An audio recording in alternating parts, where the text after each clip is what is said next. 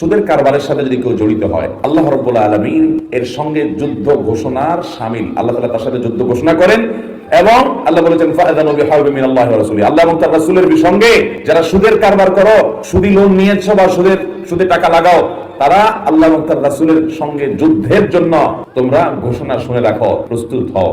বাইরে কিসের আল্লাহ এবং তার রাসূলের সাথে যুদ্ধ? আল্লাহর সামান্য সৃষ্টি, একটু ঝড় আসছে, আপনাদের রাস্তাঘাট সব ধ্বংস হয়ে বরবাদ হয়ে ডুবে শেষ হয়ে গেছে, ঠিক না ঠিক? আর সেখানে আল্লাহ রাব্বুল আলামিন বলছেন যুদ্ধের জন্য ঘোষণার জন্য আমরা শুনে রাখি।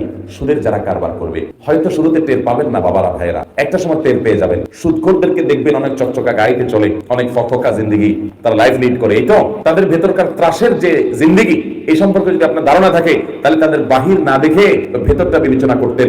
আমি এরকম বহু লোক দেখার দুর্ভাগ্য আমার হয়েছে, যে শত শত কোটি টাকার বিজনেস তার আছে, কিন্তু সুদের উপরে সবকিছু দাঁড়িয়ে আছে, সুদে লোন নিয়ে সবকিছু করে, টাকার অভাব নেই কিন্তু সুখের অভাব আছে।